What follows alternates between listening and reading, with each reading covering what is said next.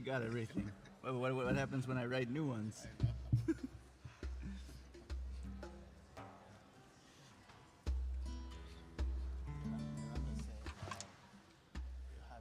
Happy New Year. Check 1, 2. What? Oh. Why down? Okay. Yeah. And voice is on? Check 1, 2. Check 1, 2. Good morning. Noah Chilton. Shana Tova.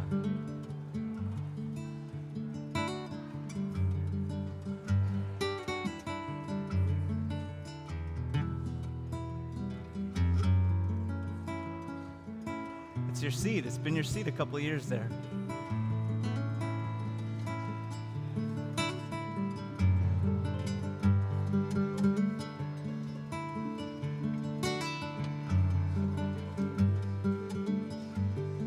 Yeah.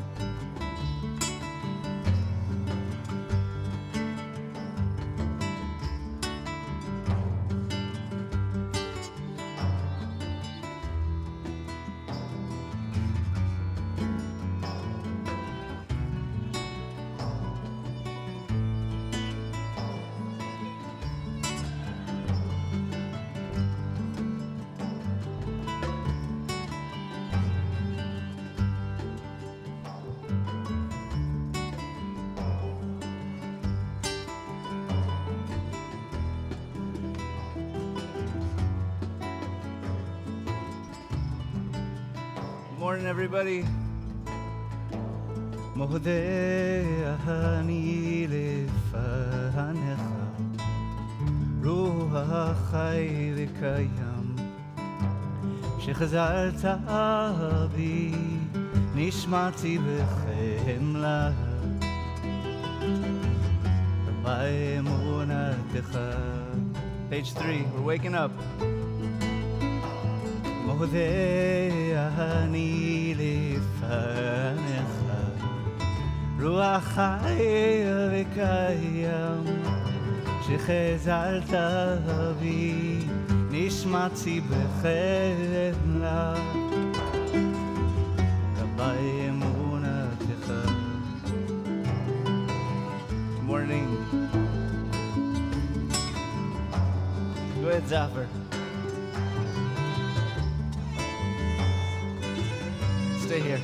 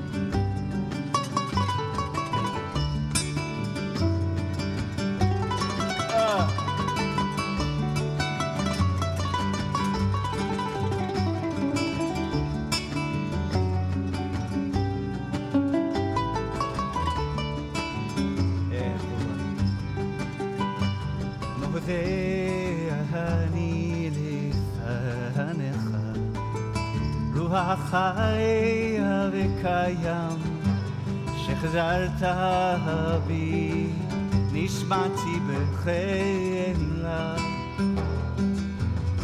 האמונתך.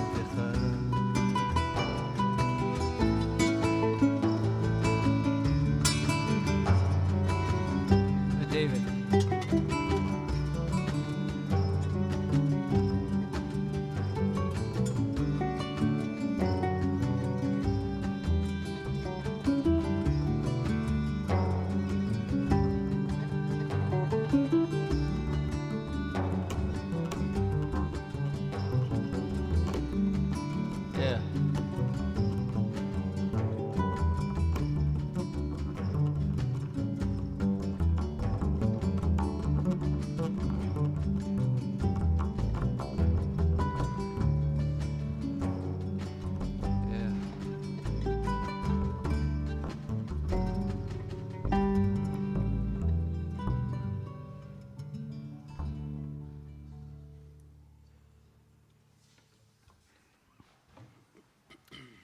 Good morning, everybody. Everybody doing okay?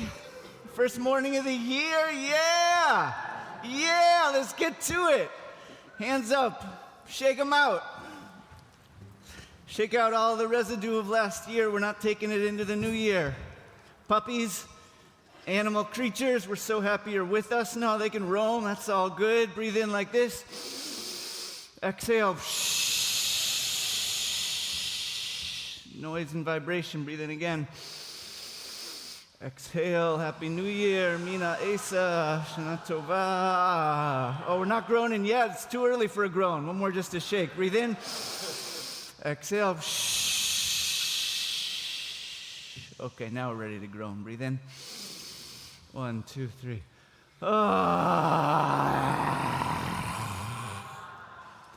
One more time. Breathe in. Exhale. I really want you to sing with me today. So now not a groan, but like a song. Breathe in. One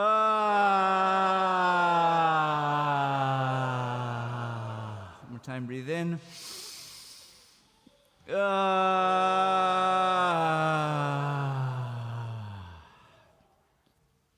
Breathe in.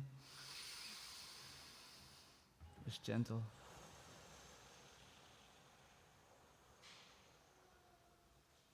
More time. Breathe in.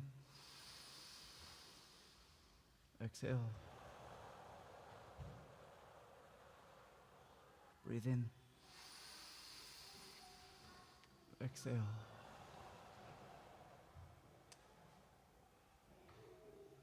Breathe in. Breathe in really deep so that you're filling the whole of the lungs, like the whole being is filled. Breathe in. Exhale. Shana Tova, Justin, Bridget, breathe in. Let the little ones party, it's okay.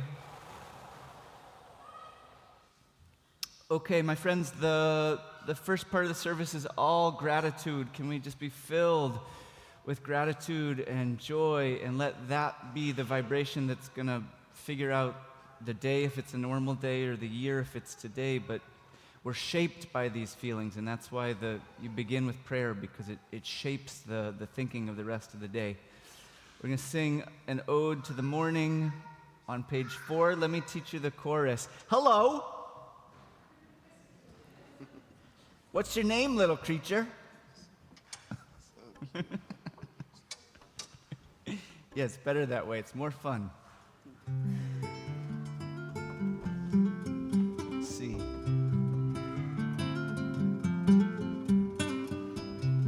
Tom, a hair more of the vocal, my vocal in the monitor. Okay, repeat these words after me. Ashir. Oz. Elev. Choker. Va'aranen. Laboker. It means I'm going to sing with gusto to the heart that investigates. Like there's a sense that that either we or God is capable of seeing into the bottom of the hearts. Last night we used the metaphor of faint light, that the heart, the tenderest secrets of the heart are held in faint light, and the aspect of us that's willing to investigate to the depth of the heart. That's what we're singing the first morning song too. It goes like this. Ashir Oz, try that. Ashir Oz, one more time. 2, 3, and Ashir Oz. Elev Choker, try that. Elev Choker, one more time, whole thing. Ashir Oz. Elev Choker. Va'aranen, try that. Va'aranen, one more time. Va'aranen, laboker, laboker. From Va'aranen, Va'aranen, laboker, boker. I can't be shy at all. I can't hesitate at all. If I hesitate, then everybody misses it.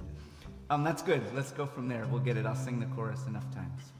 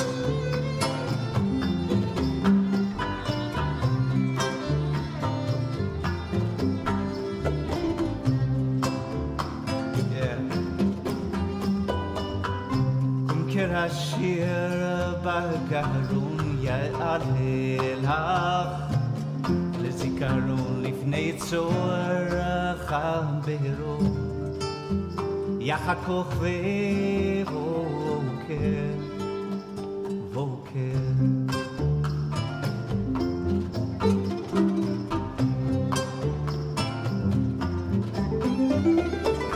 להילת השיר יצא ולך חסדו יחלוק לך לכבודו תעופה הבוקר.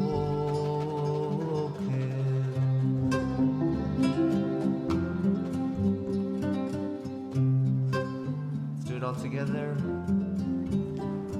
השיר עוזר חוקר יערני לבוקר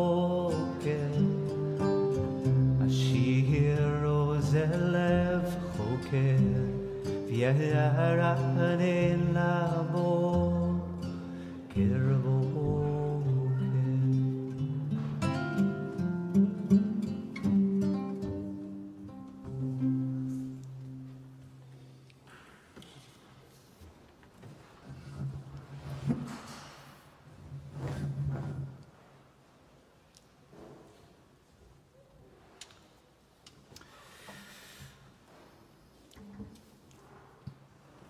Okay, my friends, I'm in a different state than I usually am on the holidays. We recorded an album in August, and it threw my rhythm out of whack, and it was different. I was so deep inside of the musical process, and usually I'm in a very like linguistic and study mode, and what I came to was that you just have to be where you are. You can't really be where you're not. You could try to be where you're not, and we do that all the time. But I said, I'm just going to be where I am, and so it meant that my heart was really in a good place. My head was a little lost, but my heart was in the right place, and so it's conscious for me that something is a little different, and that feels okay. We did this, most of the music that we recorded I wrote, and the lyrics are very old. We recorded that song that we just played, and Yakuba did his Korah magic on the thing, which is really special. Let's introduce everybody. This is Zafar Tawil on the violin. This is Yakuba Sissoko on the Korah. Nazi Antakli playing percussion. David Lismy playing the bass. Thank you guys, really special. This is my little friend whose name I don't know just yet. Theo, that's my man Theo. He's part of the band too. He's the dance like at the parties, at the bar mitzvah when you need somebody to start the party. The Theo.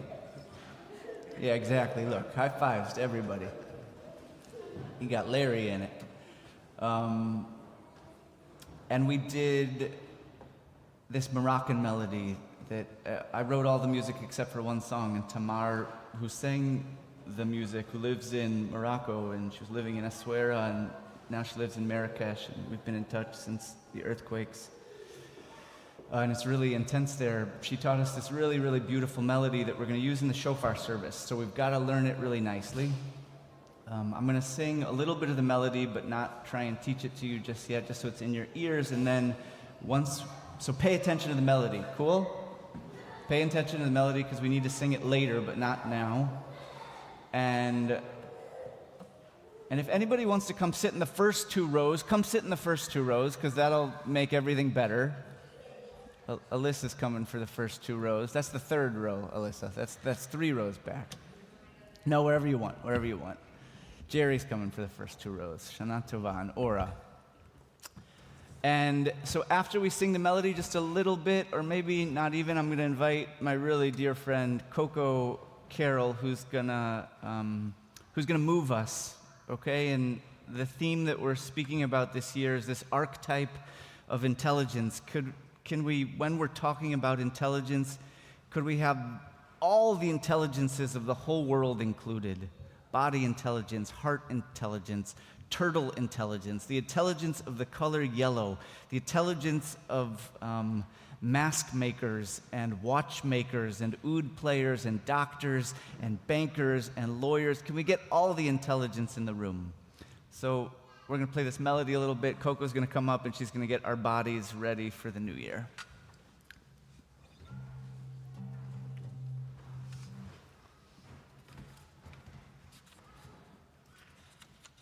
I got my papers.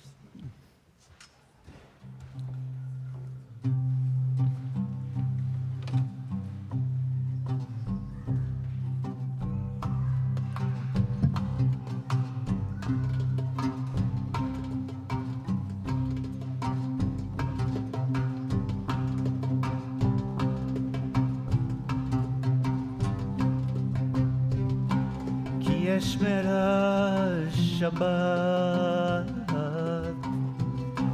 Ki Yeshmera Shabbat, na na na na na, Mora Rachaman, Oti Leolam Me'at, Beno Ulveni.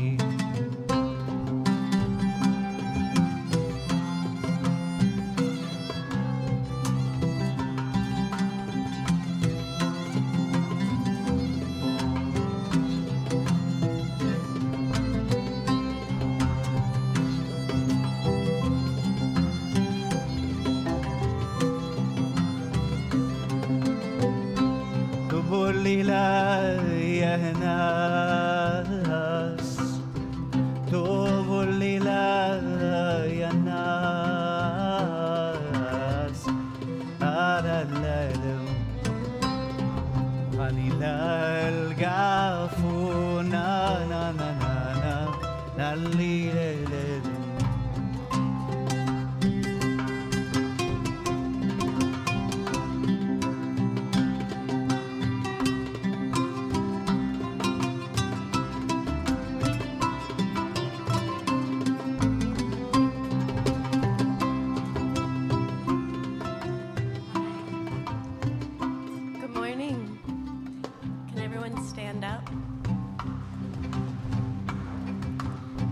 Find a little space where you can be and feel like you can move a little bit side to side without bumping your neighbor. You can come out on the aisles, you can come down here with me. Just find a little bit of space.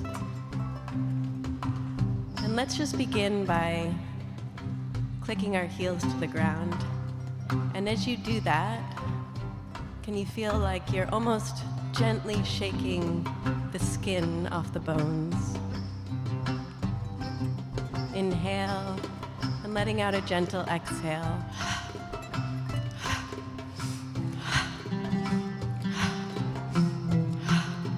Just shaking the skin off the bone, shaking off the old year, bringing in the new year, and inviting a listening,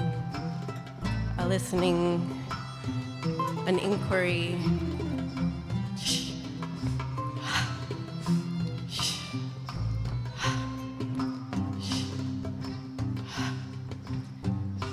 Close your eyes, and you can let it be a little more vigorous, having a little bit of an adult temper tantrum from last year.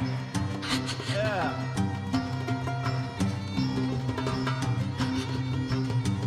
Come on, I want to see everyone shaking, but I'm not looking, my eyes are closed. Letting it go, letting it down, letting it go, letting it go, letting it, shaking the flesh off the bone. 5, 4, 3, 2, 1. Pause and hang your wrists and elbows and let all the energy drip off your fingers, drip down. Here I am breathing. Here I am feeling the soles of my feet, crown of my head, breath, and the echo of breath. pulse and the echo of the pulse. No big deal. Gently float your eyes open, coming into the light in the room, and we'll just scan the body down with the hands and spreading out water at the hips like you're spreading out water, and then scoop up the water. Inhale, reach up, pour the water over your head with a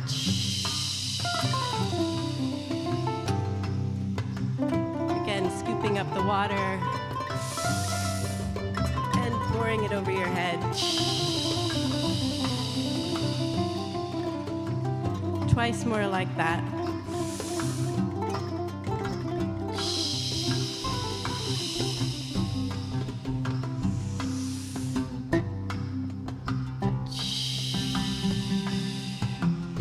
This time we're going to reach up and really reach beyond your fingers. The sacred centimeter beyond your fingers. Keep reaching, letting the tension build. You can even lift up onto your toes. And then we're going to slap the water with our hands.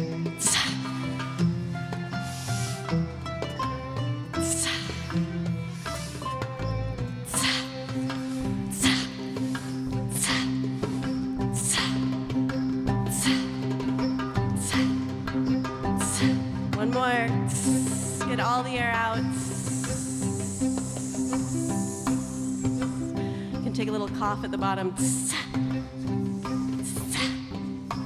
And then place your non-dominant hand underneath your dominant hand, 2 inches below your belly button. Bring your feet right underneath you and let your body sway like bamboo in the wind. And just listen. Here I am breathing. Here I am feeling the soles of my feet, crown of my head. What is that wisdom? What is that intelligence? What is that conversation that only you can have with your own body? How do you listen? How do you ask questions? How do you know the answers when the answers resist language? Here I am breathing. Here I am listening. Just breath and the echo of breath.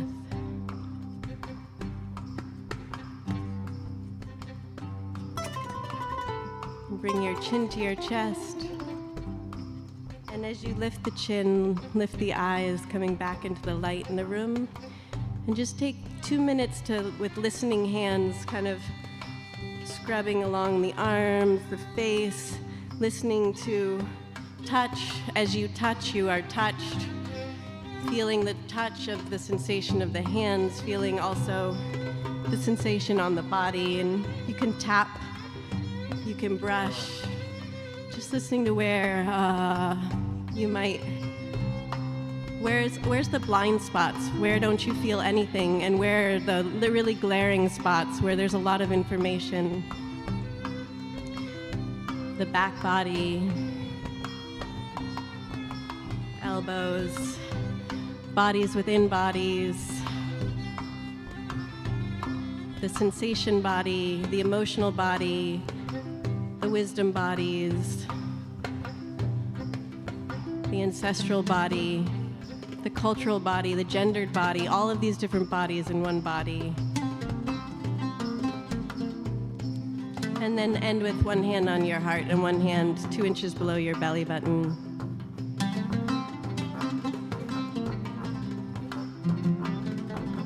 Here I am breathing. No big deal. Very big deal. No big deal. Very big deal.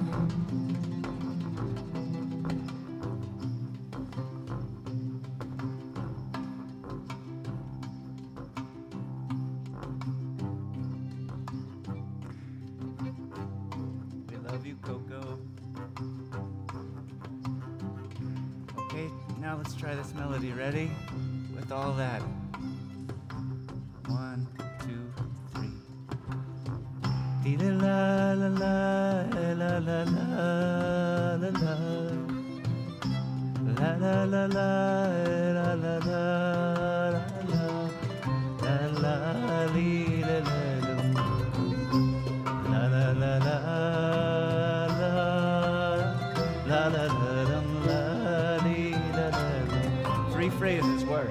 La la la, li la la. That's number one. La la la la, li la la. La la la la, li la la. La la la.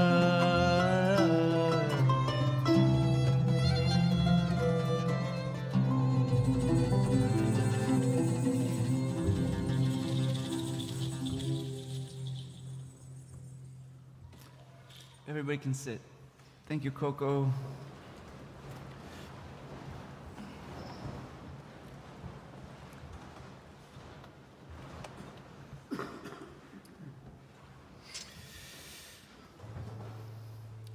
Okay, friends, we're going to do one more kind of praise song warm-up. We're going to be on page 6.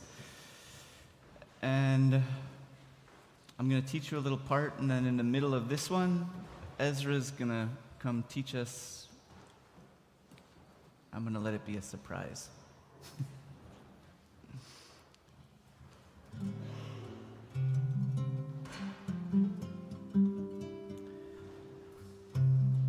La la la la la la la la la la. Try this. La la la la la la la. Shna tova Eli. La la la la la la. Come on. La la la la la la. La la la la la la la. It's a gift when you sing for the people around you.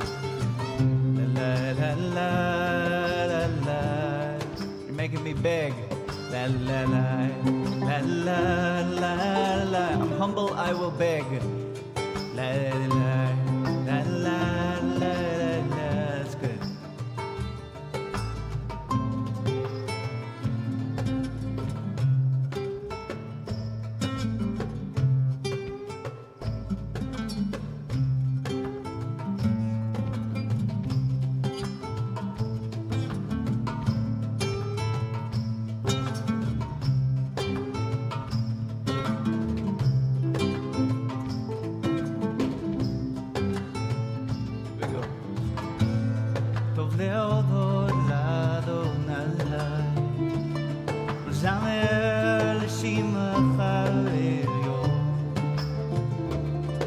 להגיב בהבוקר חסדך ואמונתך בלילות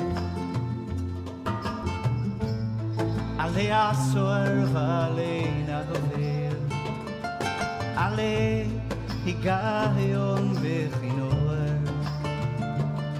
שימחתני אדוני בפדך במעשה ידיך ארנן לה לה לה לה לה לה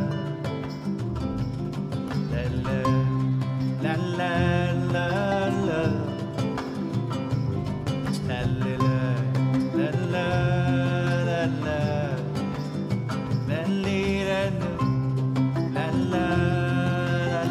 We're ready for you, Ezra.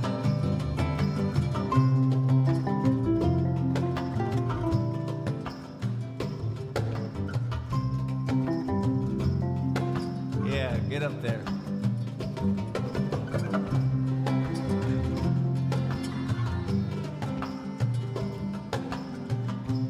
You need a mic, Ezra?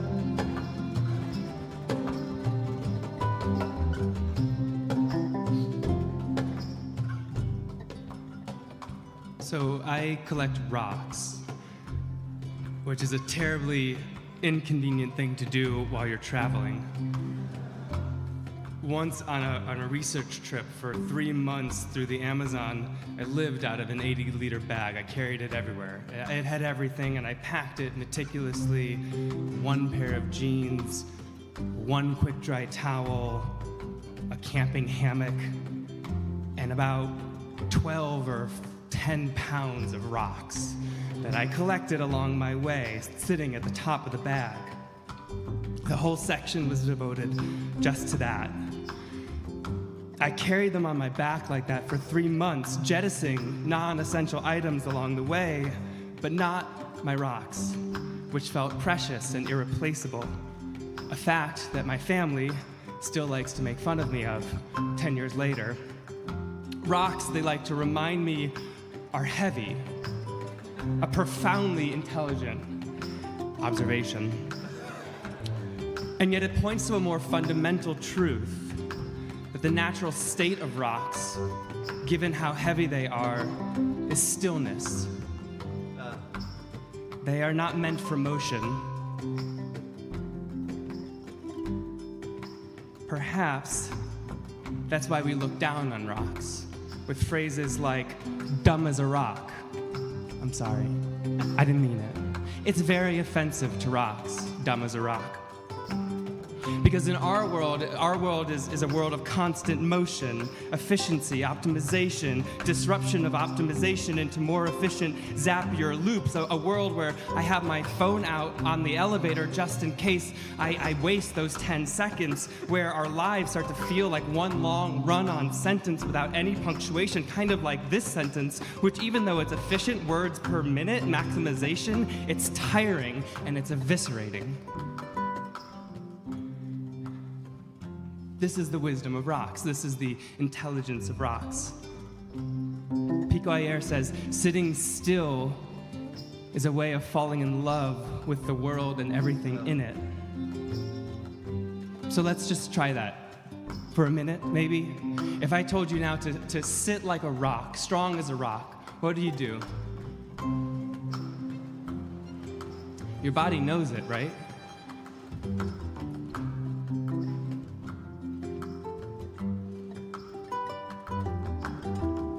Now, I can notice that a lot of people, when I say sit like a rock, you get really tight and firm and strong, and you clench and you hold.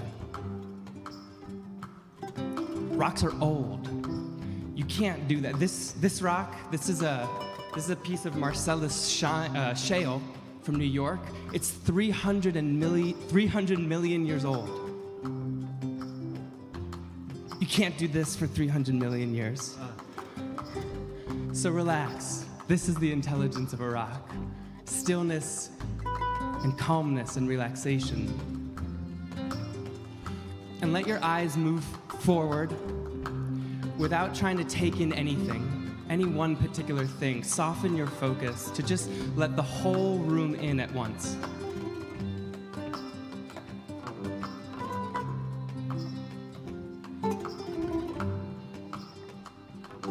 Rocks let things in. This one, this crystal, you might see it in the corner of your eye because you're not looking for it. You're just letting it in, allowing it in. It forms because the cracks and little fissures in rocks, they let in water, and water brings with it minerals and beauty, and over time, with enough time, it makes a crystal. We like to think of rocks as so solid that they let things in. This is manage. This is allow. So let's just sit like that, allowing in the music.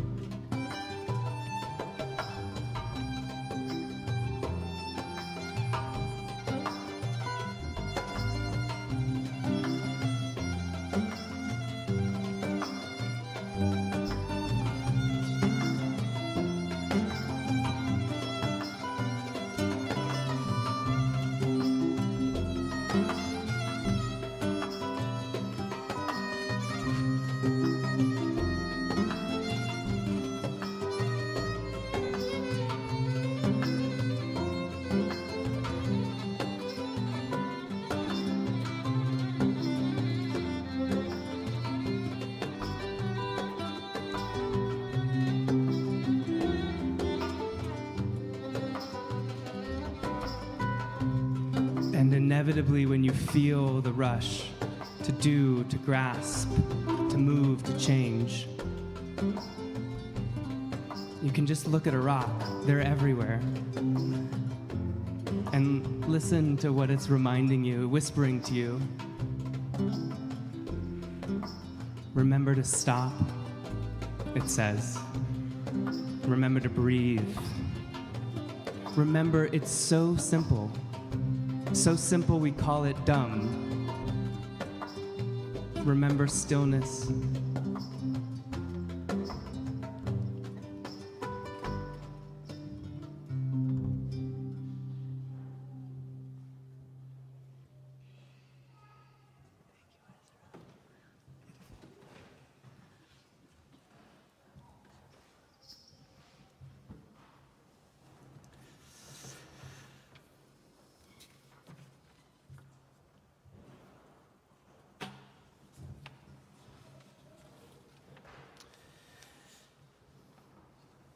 Thank you, everybody, for the beautiful morning service. Ezra, beautiful. Thank you so much. We're going to do the Baruch Hu. We're going to move into the second part of the service. We're on page 9. Welcome, everybody, the world over. Welcome, Paris and Colorado and California and all our friends that are not right here with us, but that are with us. There's a lot of people with really big hearts that are with us. Please rise. We're on page 9.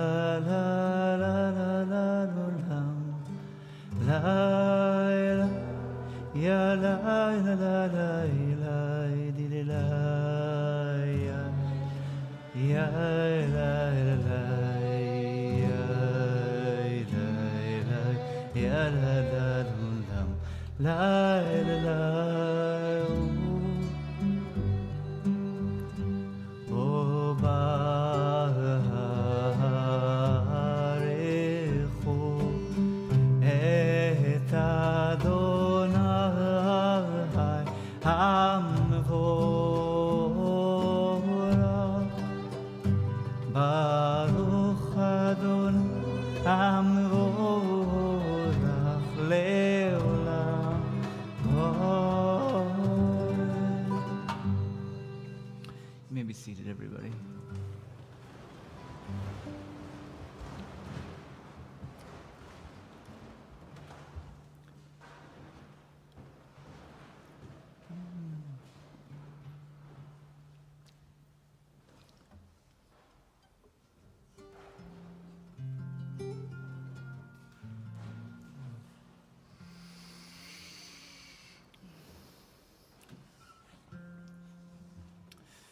Let's make a love chant. Ahava. One more time. Ahava. Rabbi. Ahavtanu. We are loved with big love. Our hearts are have access to power that's not finite. There are certain aspects of us that are finite, but there are certain aspects of us that are not finite, and the heart is one of them. So we're going to sing this love chant, Ahava Rabba Ahavtanu. F.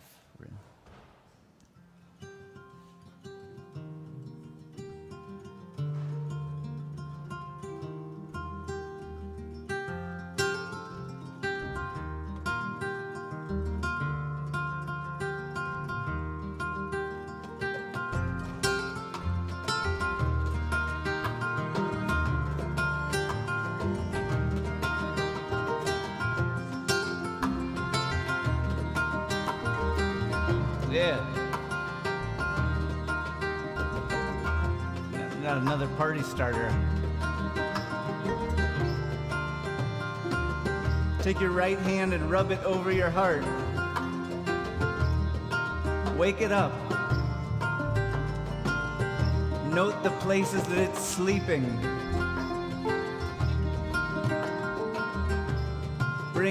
really serious intention to this moment. It's a marker for the rest of the year. The heart will sleep and wake, sleep and wake. Let it be awake as you can.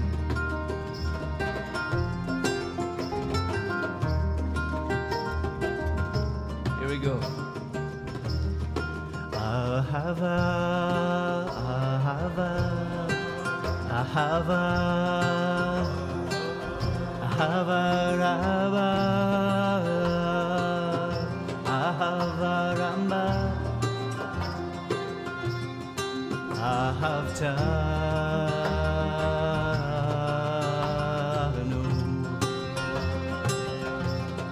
ahavtanu.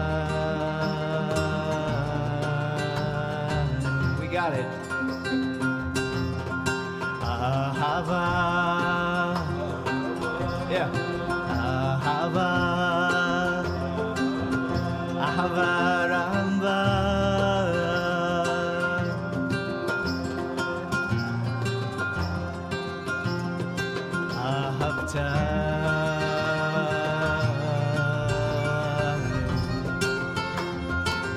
ahavtanu, ahavtanu.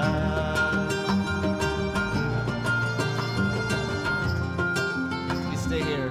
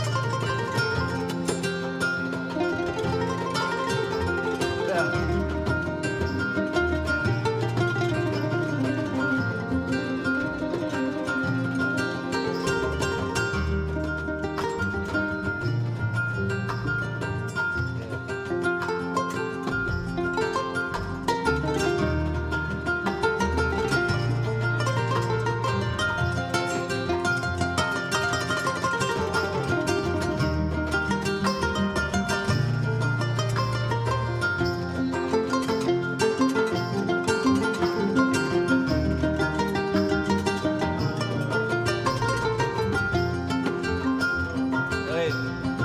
Ahava. Yes. Ahava.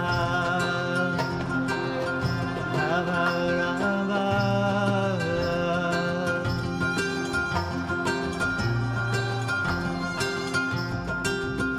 Ahavtanu.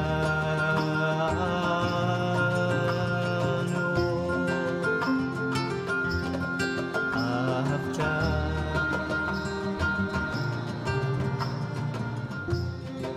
Take us out, Zafar.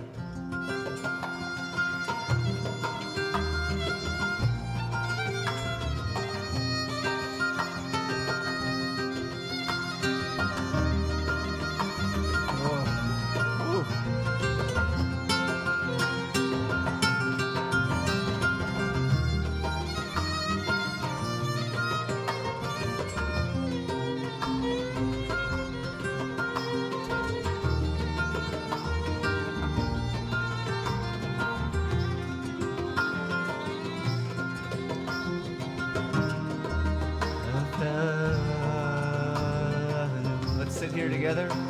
Aftanu. Aftanu. Two more.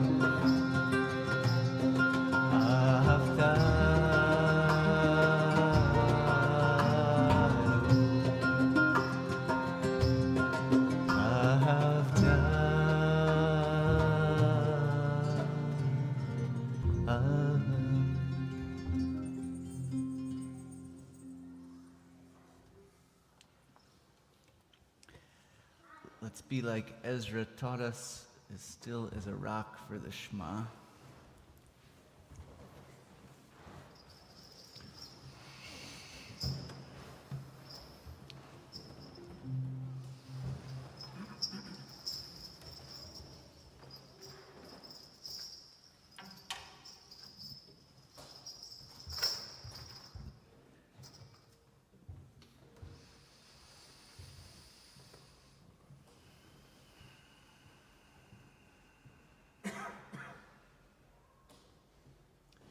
Big breath in. Shema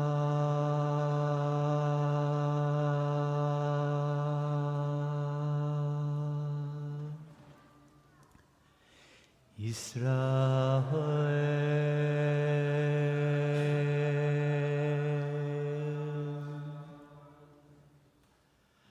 Adonai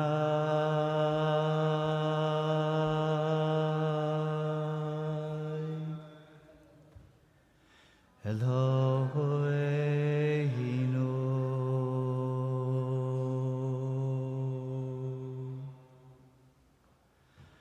Adonai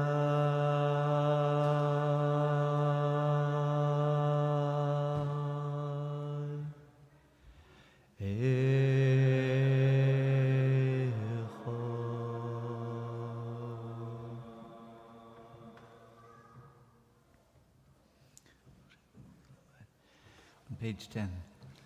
V'ahavta et Adonai Elohecha b'chol levavcha u'b'chol nafshecha u'b'chol meodecha v'hayu hadvarim ha'ele asher anochi mitzavecha hayom al levavecha v'shinantam levanecha v'dibarta bam בשבתך בביתך ובלכתך בדרך ובשוכבך ובקומך וכשלתם להיות על ידיך והיו לטוטפות בין עיניך וכתבתם על מזוזות ביתך ובשעריך.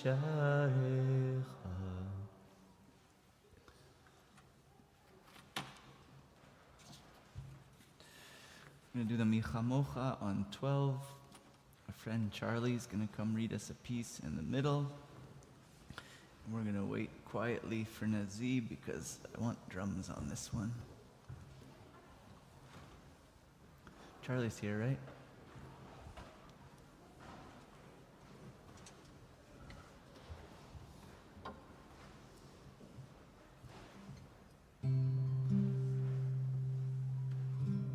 Nezzy's going to come in the middle.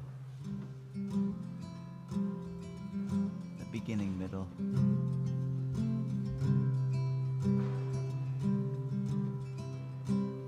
Do you need the piece? Hiding in your pocket? Michamocha on 12. Michamocha Bahelim Adonai Michamocha Nedar v'kodesh Nohara Tehilot Oseh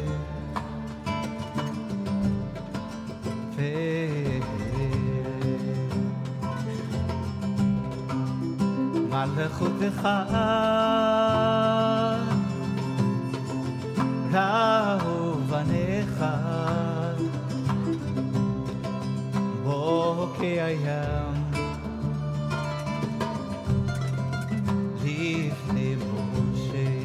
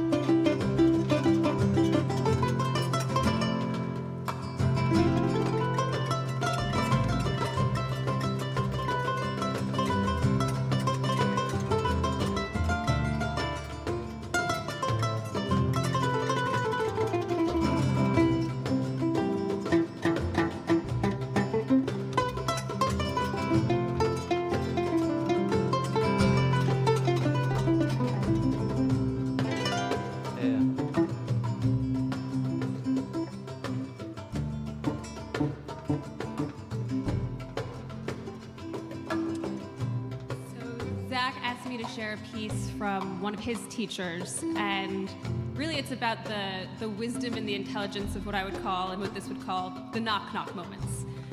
Change and hardship really doesn't call ahead of time to ask if now's a good time. And yeah, oftentimes when it knocks, we might freeze and hope it goes away, or run out the back door and hope it doesn't catch us, or get that grumpy get off my lawn energy. But we can't really distill and get the wisdom from it if we don't actually engage with it. And so this piece is kind of about a different approach to those moments. Knock, knock. Who's there? A certain man. A certain man who? Just a man. A guy. Just a guy who happened to enter your story for a moment. And because of that, your story turns one way and not another. Knock, knock. Who's there? An angel. An angel who? The angel Gabriel, messenger of the Holy One. I am here to steer your story in a particular direction. You're spinning off into something unexpected.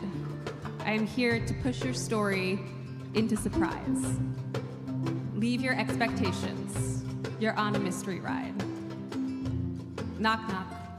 Who's there? A person. Person who? Maybe just a person who's pushing your story off in a direction that you later think is inevitable. It isn't inevitable. I'm a somebody. I show up at a critical place and send your story spinning off in some way that will be a challenge for you. It might take you time to recover from the journey you're about to enter. You might never recover your former life, but sometime later on, you will think about me. Mark this moment as one of the most important of your life, because you're going to learn something in the following chapters that you could not have learned if I had not appeared in your life at this time, in this place, in just this way. Everything will change for you. Squeeze your story for what it means. Meaning will save you. Knock, knock. Who is it? Who is it? Come in already. God or nature or the grand storyteller or whatever it is you believe in that moves your story along and those that love with you. You may ignore the knock-knock. You might pretend there is no knock-knock at all. But there is a knock-knock. Who's there? I appear at a knock-knock moment in your life, and through me, because I show up, everything, every single thing is about to change. In the future, you'll think it through. Who or what am I, and what is it I've contributed to your life? You will remember this knock-knock moment and read it out for what it means. What it means, you gotta deal with that. Knock, knock. Who's there? Take your time. You'll figure it out.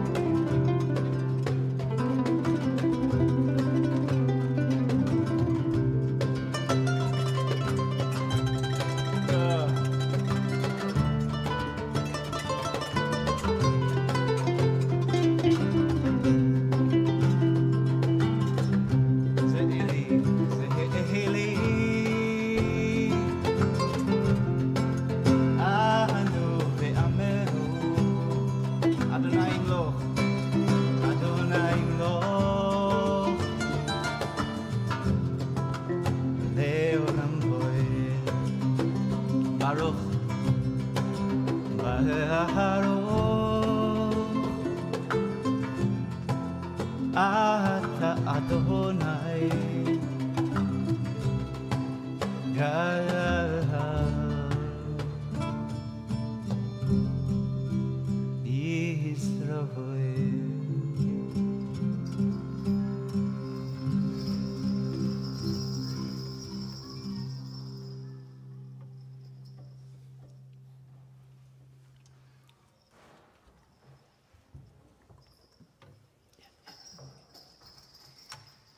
Yakuba is on today. Thank you, Yakuba.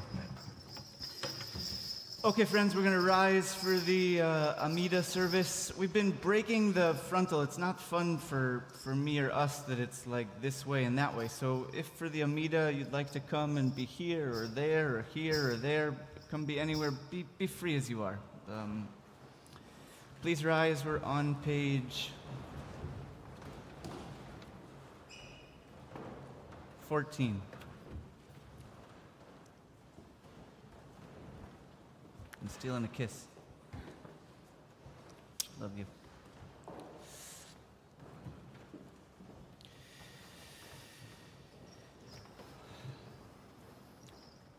You guys shouldn't leave. Dave, you shouldn't leave. We take 3 steps back and 3 steps forward as if we're really arriving at the place we're in. Baruch atah Adonai Eloheinu v'Elohei Avotenu v'Imoteinu Elohei Avraham Elohei Yitzchak v'Elohei Yaakov Elohei Sarah Elohei Rivka Elohei Rachel v'Elohei Leah Ha'el Hagadol Hagibor v'Anora El Elyon Gomel Chasadim Tovim v'Konei Hakol v'Zocher Chasdei Avot v'Imahot u'Mevii Gola Livnei Bneihem L'man Shemo B'Yava Melech Ozer Moshia Umagen Baruch Atah Adonai Magen Avraham V'Ezrat Sarah. We're going to sing Zochreinu on 15. This is a dancing one. So if you're in the mood to dance, come dance. What's the intelligence of memory that recalls us at the moments when we really need to hear something? I was driving east on 10th Street yesterday and I saw somebody in the window of a coffee shop who looked like the brother of a friend that I loved when I was 12 years old. Orly Tatarko was 4 years older than me at camp, and I was completely in love with her. I loved her so much. I thought she was the coolest person, and we were friends, and we're in touch, not regularly. We probably haven't been in touch in 6 months or 2 years. And I pulled open my email at that moment, and I said, Orly, I saw a guy on 9th Street that looks like your brother. And it might be him, it might not be him, but that guy recalled something that I'm getting to send you a note and saying Shana Tova. That the memory works in such strange, beautiful ways, and I try to be really attentive to, oh, okay, I need to say Shana Tova to Orly, who I haven't talked to in 2 years. Zochreinu on 15.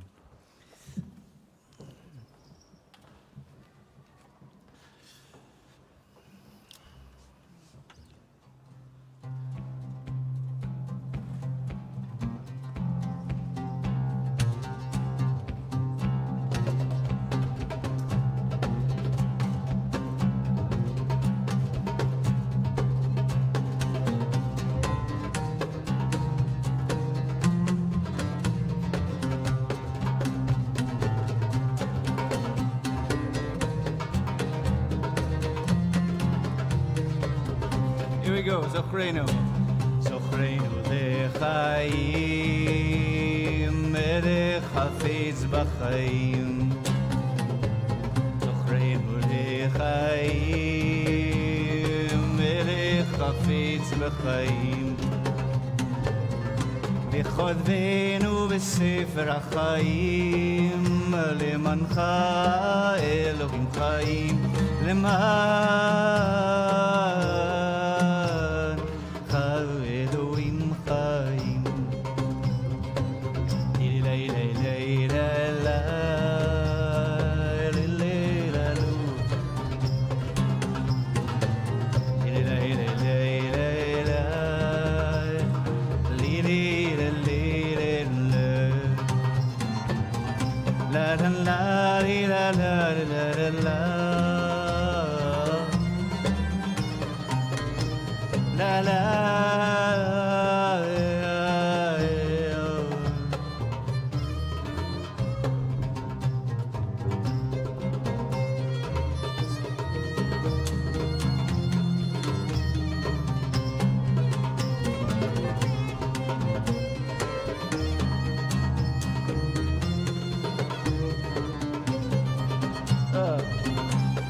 It's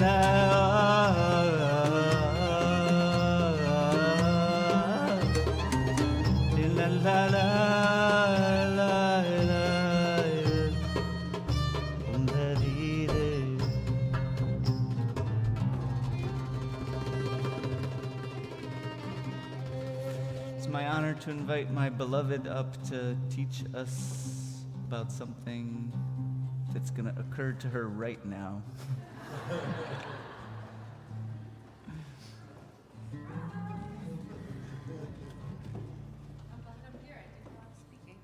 Hello, everyone. Hello. Shana Tova.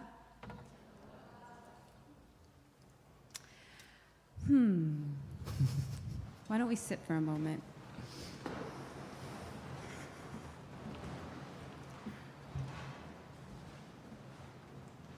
I feel like we're all in service of the forgotten right now. You know, like community. Feels really good. Let's just take a breath out. Sink in.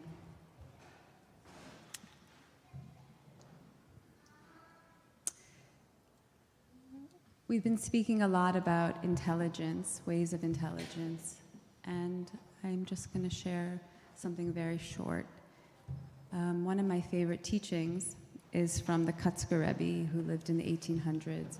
He was really radical, very creative. He was a recluse for the last 20 years of his life, a mystic, strange. I really like him a lot. And he asks a question. In the Shema, it says that you will keep these words on your heart, al levavcha. And he says, as many other commentators say, what does that mean, on your heart? Why not in your heart? It would make sense for the words to enter in our hearts. And he says, al levavcha, because it's really, really hard in the world that we live in to always be open-hearted. It's just impossible. It's a lot to be in the world. So we allow the teachings and the wisdom and the stories and the beauty to rest on our heart so that when it opens, it all floods in. And I just love that teaching because there's no rush. We're always rushing. Oh, it's the new year. I can't feel any grief. Oh, it's the new year. I have to be new. And as anyone who has lived a certain amount of time knows, grief and new life are intertwined. Whether when I became a mom, and now I'm entering a new chapter where my children are no longer babies, there's always this feeling of something is lost and something is gained. And so there's this constant intertwining of feeling, and it's a lot. So we say no rush. It's the new year. We can feel all the feelings. And everything will rest on our heart that needs to rest. And when it is meant to enter, it will enter. One of my favorite teachers, Liza Fenster, she's an incredible psychic. She says, what is for you will not miss you. What is for you will not miss you. There's a beautiful teaching from Tara Brock, who's my meditation teacher. She said there was a Zen priest, and he was on his deathbed. And all his students are gathered around, and they're singing together, they're meditating. And one of the students says to the teacher, why are you clenching my wrist so hard? And he's like, I'm scared. I'm afraid. And the student says, how could you be afraid? You're the master. You're enlightened. How is this possible? And he's like, no. The point of practice and the point of meditation is not to run away from our feelings, but to feel our feelings, to say our feelings, to name our feelings without shame. I'm afraid.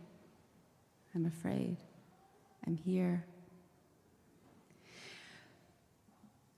When I enter a new chapter, whatever that is, for me it's leaving the chapter of young children behind and entering a new phase in our life as a family, in my life as an artist, in my identity, I feel a vulnerability, of like a feeling of like exposure that's really makes me feel in moments very afraid and excited.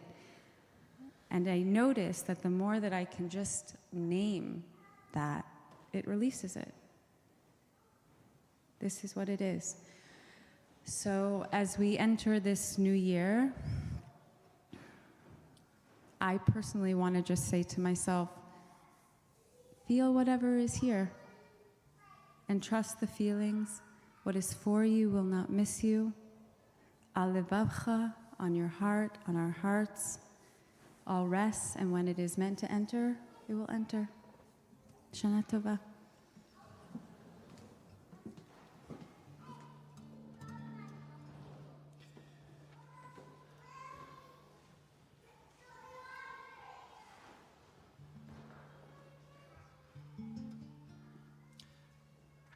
Let's sing Avinu Malkeinu on page 20.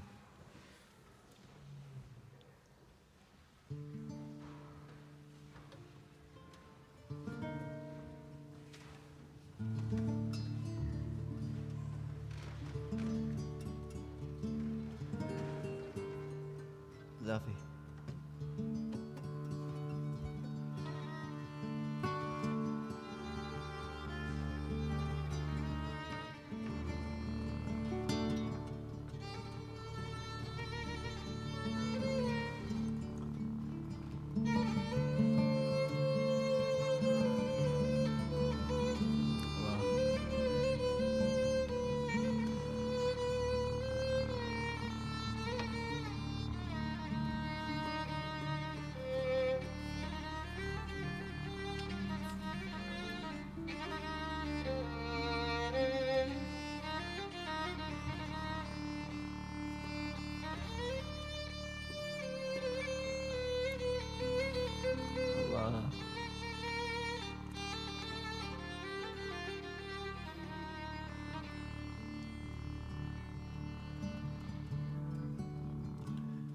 Avinu Malkeinu Chanenu va'adei Avinu Malkeinu Chanenu va'anenu Ki ein banu omas. Again. Avinu Malkeinu Chanenu va'anenu Avinu Malkeinu Chanenu va'anenu Ki ein banu omas. Say Asay imanu tzedaka v'chesed. Asay imanu tzedaka v'chesed Hoshiyeh Imenu malkateh. Mother Chanenu va'anenu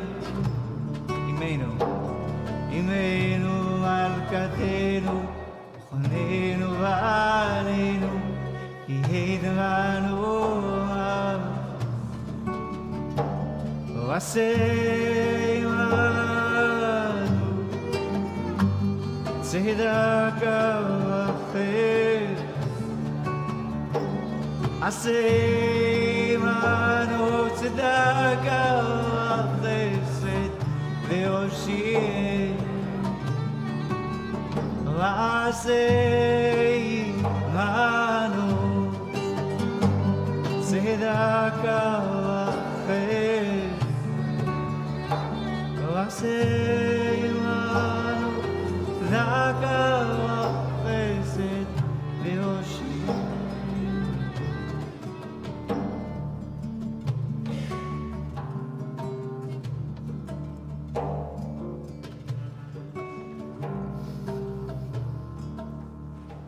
the feelings that we've cultivated in the room comes the power to bless. From the capacity of fragility and openness and vulnerability and tenderness and the wisdoms that are not the wisdoms that the culture says this is what you need for success in the world.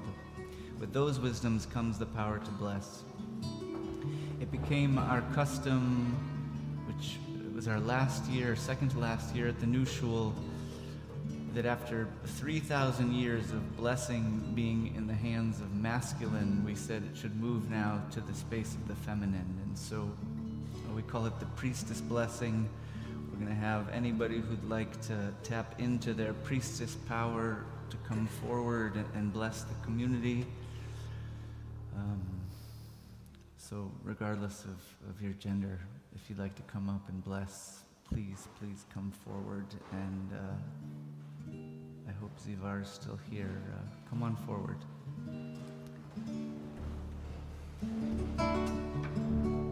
You're not allowed to look at the priestesses while they're blessing you.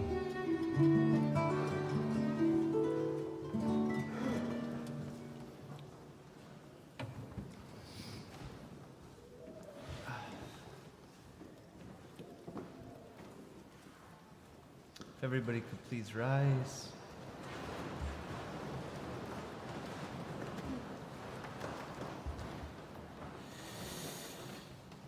An extra talus here, Mom. Mom and company. Here. Natalie.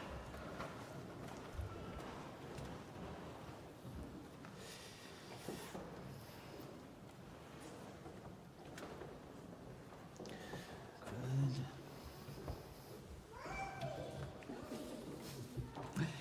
Okay, friends, the posture of blessing. The hands, if you're one of the priestesses, your hands go up and your fingers go out.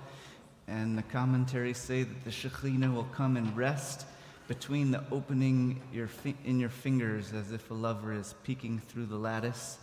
So be sensitive to your fingers. And if you're receiving the blessing, you can have your hands open in front of you like a cup and your heart open the same. Don't look at the priestesses.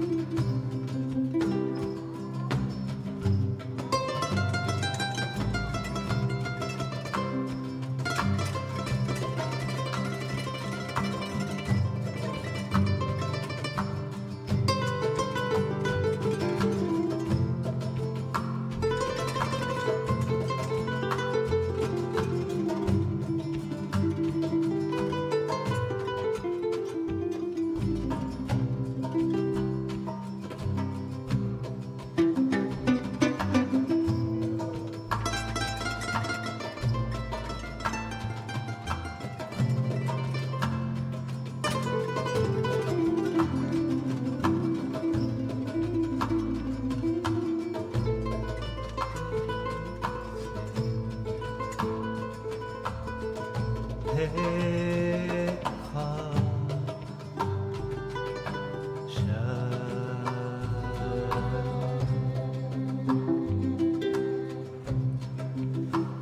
you, priestesses. Everybody can find their way back to their seats.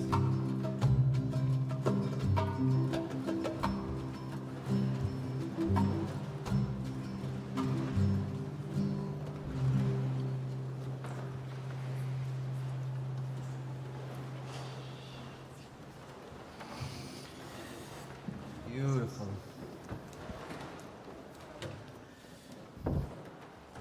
Okay, everybody good? Okay, we're gonna shift. Everybody, the davening was really beautiful.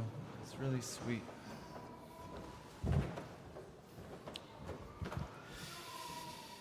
Okay, give a shake. Shake off. We're at a transition point. Yeah.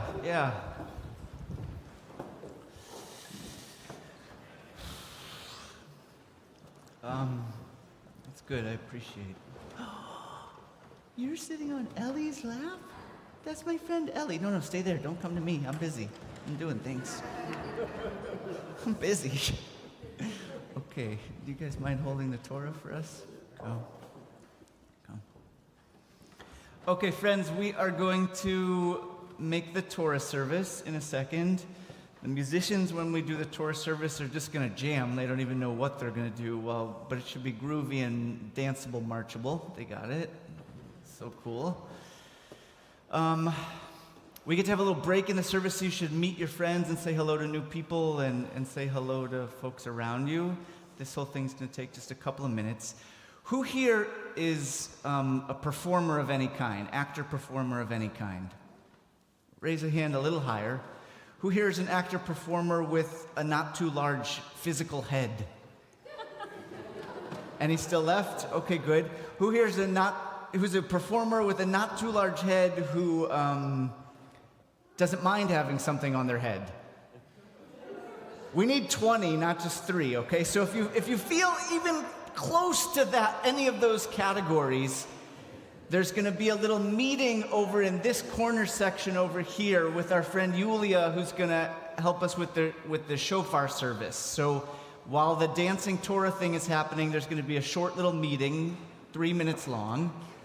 And then we're going to do the Torah service, and then we're going to do the Shofar service. Sound good? I'm trying to remember.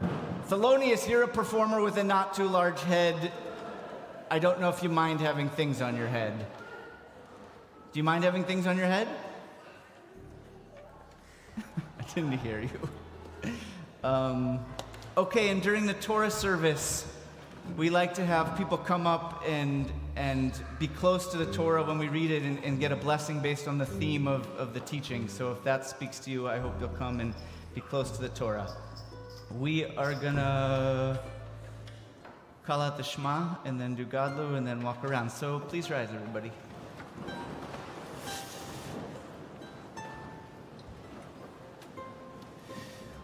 We'll take a little bow. Godlu l'Adonai iti rom ma'ashemo yachedav. Let's do our Shema. We're doing stuff in reverse. We'll call it out, then you'll respond. Shema Yisrael Adonai Eloheinu Adonai Echad. Your turn. Shema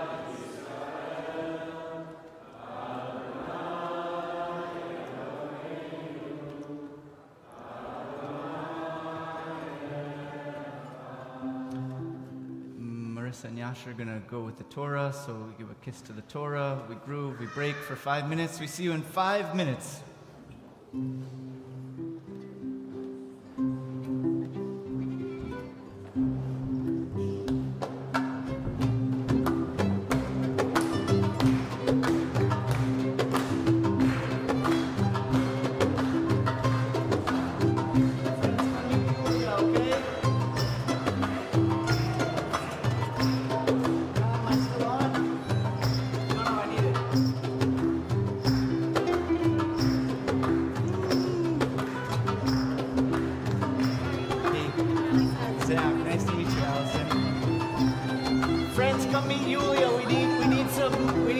Ezra and company.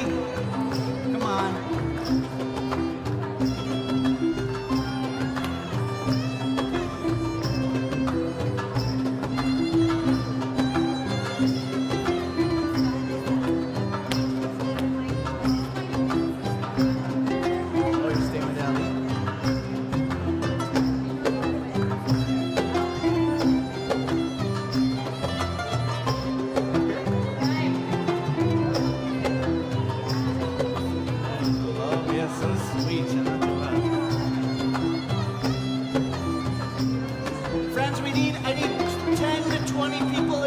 That are performers. Little people are okay too, yeah, of course. Yeah.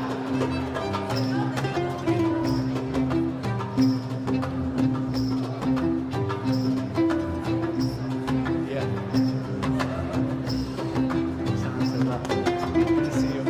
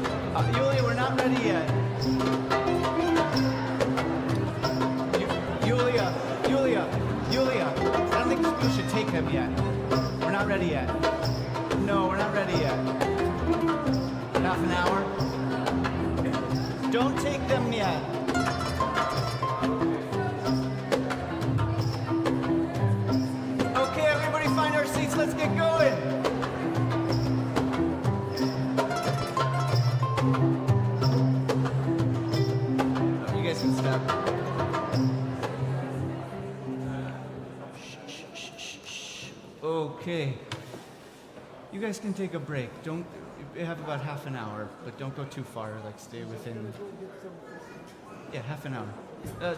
But stay close. Yeah. Thank you. Thank you so much. Amazing.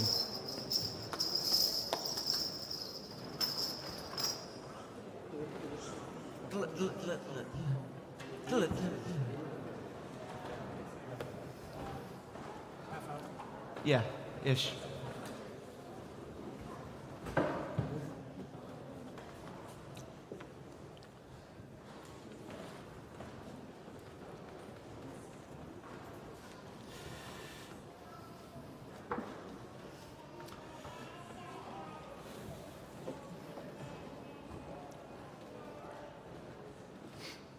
Okay, everybody, Shana Tova. How's everybody doing?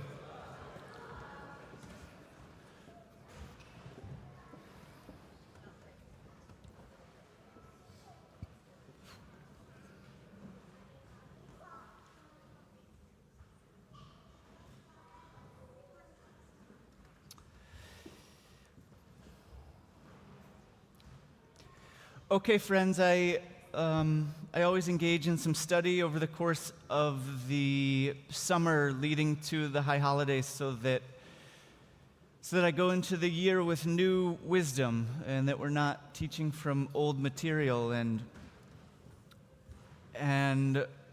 shh, shh, shh, shh. Come, let's do a shake and a breath.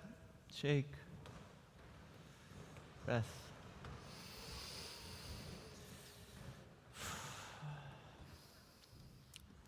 I saw what was happening inside of the conversation with artificial intelligence all of a sudden becoming front and center with what's about to happen to the culture. There's a profound, profound shift that's about to happen to the consciousness of humanity and the planet. One of the favorite books many years ago that was part of those studies was a book by a second-generation Jungian named Erich Neumann, who made it out of Berlin, and out of Berlin before the Holocaust was able to stop to meet Mr. Jung on his way to Tel Aviv, where he did the rest of his work. And in the introduction to that book, you get this most beautiful attribution by Jung himself, who said, first-generation scholars have no idea what we're doing. We're wandering around in the dark. The second-generation scholars are the ones who really are able to move through because they have the light. They know where they are. He wrote this book called The Origins and History of Consciousness, and he traces how consciousness evolved and the necessity of the movement from tribal consciousness through ego consciousness, that we existed in these matriarchies. He did a beautiful other book on the Great Mother, that we existed in these matriarchal societies. We came into sun consciousness, into ego consciousness, and now, right now in our lifetime, we're at the precipice of the next thing. Ego consciousness is arriving at its end because we're going to literally destroy our planet if we continue walking that path. That path is continuing, steamrolling ahead, and I fear that those behind the artificial intelligence push are very much in the same grain as that driving death model of ego consciousness. My hope and excitement is that there's another way of being. Okay, when we say intelligence, I'm talking about all of the ways our being thinks, feels, touches, engages with others, with the world. It's not here, it's with the whole thing. There's another way. I see it happening, and incredible Yulia, who's going to teach us and read poetry, is one of the many creatives who I feel are making this other push. Coco and Sophie Strand and all of the thinkers I'm reading. Emmanuel Cochia, I'm going to read you a little bit from his book that I love very much. This was the highlight. If you're interested in one book, it's called Metamorphoses, plural. It blew my mind. There's this other model coming through, and what I want to do is suppose that there might be three aspects of this alternate intelligence that are really, really significant to pay attention to, and here they are.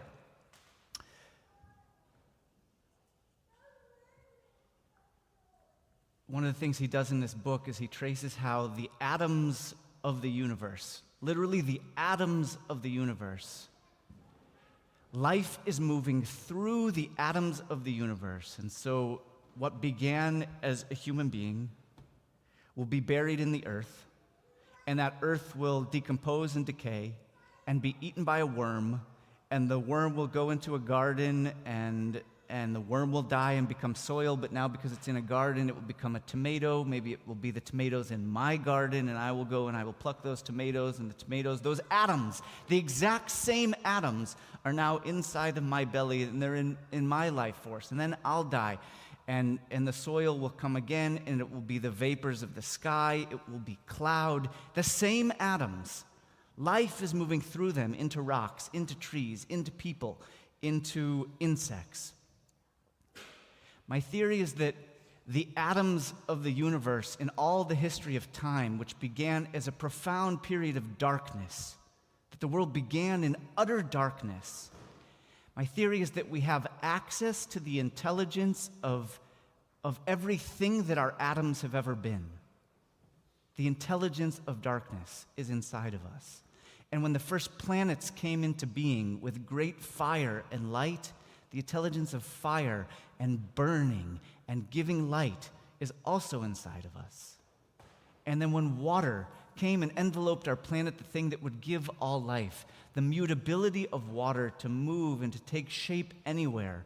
Our atoms are composed, we're water beings, and so the mutability of this season, the reason we're here to be able to become something a little bit different than we've been before, wiser, more intelligent in the heart. We have that because of the mutability of water. Okay, so that's the evolutionary intelligence. First, one of three, evolutionary intelligence. We have access to all of those things. Two is what I'm going to call a personal intelligence. I think we, because of the significance of how the ego got marked and ranked, and it was only surfaces that were significant, we were basically told that human beings are more or less the same, and that one is smarter than another, and they're rankable, right? That you can measure your intelligence, you can get a score for it. I think in this other model, each of our intelligence is so profoundly unique. Everybody in this room is so different in how they touch the world, how they feel the world. Your intelligence is so unique, and the dissonances when you have difficulty meeting the world, it's because the uniqueness of your intelligence is butting up against a person who was made drastically different than you. Drastically, not a little different. Not I have a heart, you have a heart, I have a mind, you have a mind. Drastically different. And so the question there is the uniqueness of your intelligence, the uniqueness of the veils by which you see the world. Which veils are you ready to lift off and see with new intelligence? Where is your intelligence ready to evolve? Where is it ready to die so that it can feel, touch, think, meet the world in a new way? That's number two, personal intelligence. First one, evolutionary. Second, personal. Third one is the one that's most intriguing to me. In the book of Job, you get this great quote where Job, whose whole world has been destroyed, his entire world, he had a family, he had a home, he had money to support himself, and it was all taken away in an instant. And Job is processing the forces outside of him that came into him that now have altered his life forever. Forces from outside and inside that change us forever. You cannot refuse the change that was brought to you this year, last year, or next year. In processing those changes, Job asks, where is wisdom to be found? Where's wisdom located? Where is wisdom? Where is it coming out of? The intelligence that we're coming from said it was located in me, in my thinking mind. I think, therefore I am. And so I am the source of my intelligence and the intelligence that is changing the world. And I think it's entirely wrong. I don't think intelligence is coming through our brains. The Kabbalists, when they read this quote, where is wisdom to be found, make this incredibly beautiful pun.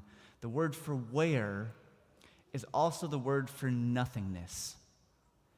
Ein, me'ain, chokhmah me'ain timatzeh. Where does wisdom come from? When you read it as the pun, wisdom is emerging out of nothingness. Kabbalistic phrase, wisdom emerging from nothingness. I fell in love with this phrase, and I think there's a lot in it that's speaking to the answer of this alternate form of intelligence. So what does that mean, wisdom from nothingness? I think what happens when two faces, and I guess, Ezra, does a rock have a face? Many faces. Okay, a rock does have a face. So if a rock has a face, does everything have a face? I think so. I'm thinking a yes. When any two things, and in the Buddhist tradition, things are false. The things are it's not false because we feel ourselves as a thing, but when any two things with a face, and we're saying rocks have a face, when any two things come face to face, we're made with holes inside of us, especially human beings. I'm not sure about rocks, but a human being has a hole. And what I mean by that is we have an unconscious, we have capacities of soul that are far beyond the comprehension of our brain. We have a space inside of us where things from outside of us can come through. We have portals inside of us. And so when two faces are set up, the portals inside of each of them are cause for incredible reaction because it's a mystery force. It's not two knowns. It's not 1 + 1. It's one and something else, and one and something else make for this thing where I believe nothingness emerges between them. Intelligence spills out from both, through both. That's how I believe it's happening. Not from you, this is thinking to me. I'm not even talking now. You're pulling the words out from me. These weren't planned. I wrote down what I wrote down, and I said, whatever, I'll talk about what I talk about. And so you're pulling the words from me. And if you weren't here, there would be different words. How this plays out in a family is really intense, and maybe I'll talk about that in the second aliyah. I'll talk about that in the second aliyah. So let's just leave that as the first one. We're moving with swiftness. So we're going to call in this concept of nothingness. And if you would like to be in touch with how wisdom emerges from nothingness inside of you, inside of friends, inside of creatures, inside of rocks, come on up for the first aliyah. I need two people to hold the Torah, and I need some people to hold taluses above their heads. So if you want to come on up now, please. We're going to read the Torah. We're actually going to read from the very beginning.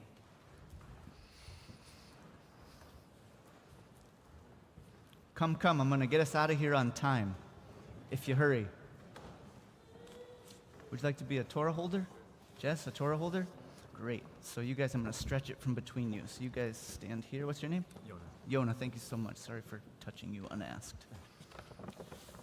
You're going to hold like this. No, up, we're going to do it like that. Yeah, and you guys will do it high so everybody can see. Okay. Okay, and you guys hold this kind of above you. Come close here, everybody in here. Yeah, you take mine. Michael, Shanan Toba. You guys can hold them up. Yeah, that's good. That looks good here. Guys here, look, we can do like this so it goes high. Beautiful. Okay, we've got our Torah blessings on the page. Everybody good? Isn't that a beautiful sight? Okay, Torah lifted up. So you guys come in tighter. You guys come in tighter. Blessing on the count of 3. 1, 2, 3. Baruch hu et Adonai hamborach. Baruch Adonai hamborach leolam va'ed. Baruch Adonai hamborach leolam va'ed. Baruch ata Adonai Eloheinu melech haolam. Asher bachar banu mikol ha'amim v'natan lanu et Torato. Baruch ata Adonai noten ha'Torah. If you guys can lift even higher, thank you. Perfect. Amen. Bereshit bara Elohim et hashamayim v'et haaretz. V'haaretz hayta tohu vavohu v'choshech al pnei tehom v'ruach Elohim merachefet al pnei hamayim. Vayomer Elohim yihi or vayhi or. Vayahar Elohim et ha'or ki tov. Vayavdel Elohim ben ha'or u'ben ha'choshech. Vayikra Elohim la'or yom u'lachoshech kara layla. Vayhi erev vayhi boker yom echad. Baruch ata Adonai Eloheinu melech haolam asher natan lanu Torah temet v'chayei olam nata b'tochenu Baruch ata Adonai noten Torah. Amen. May everybody who came forward be more intelligent in their capacity to be face to face with all the creatures of the world, rocks, bugs, groundhogs, trees, children, elders, friends, spouses, cousins, people we don't like at all, and be able to listen deeply to wisdom emerging from nothingness. Thank you. Thank you. Yona. Thank you, Jess. You guys can do that again in a minute. That's good, Ryan. That's fine.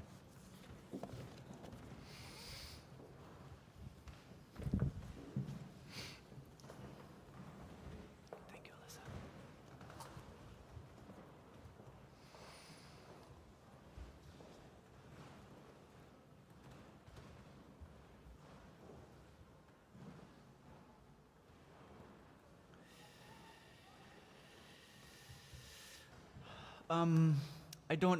It's disorganized. I'm going to tell a story, and I think it might be connected to all three of those intelligences. Probably it is, and so I'll tease out the meanings of it after I tell the story, or you'll do that for me with your faces.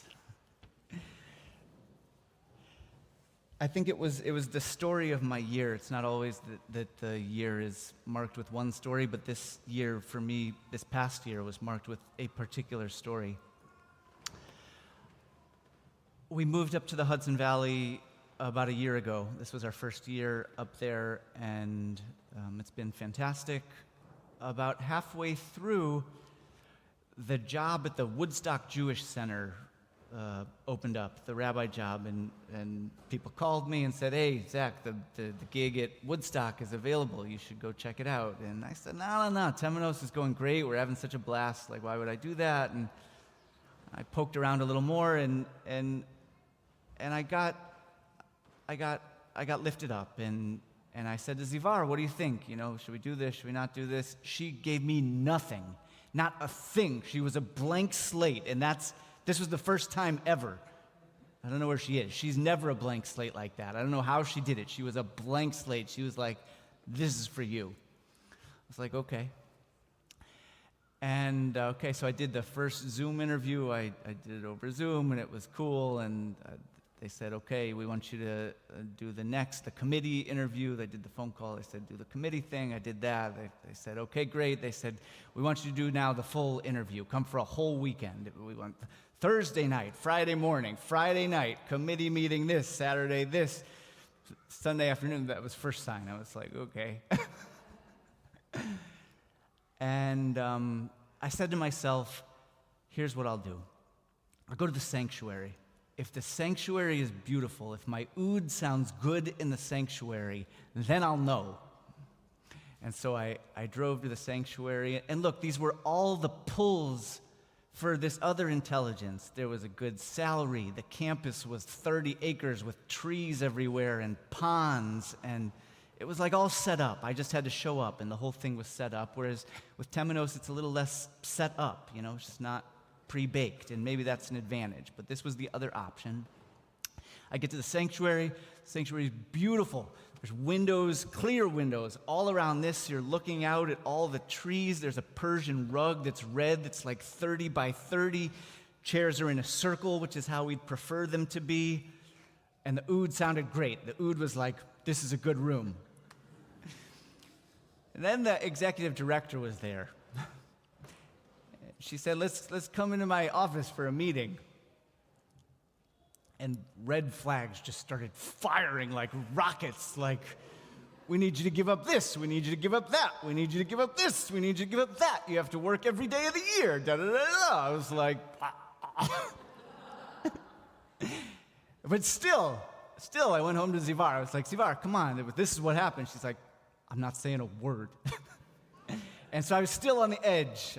I was on the edge. And so I had to go into the city. I was going to do music at Romamu on Friday night, and she said, I'm booking you a tarot reading with Liza. And I'd never had a reading with Liza before. This is my first one, and it was going to be a 20-minute Zoom thing before I hopped in the car to Zoom down to the city.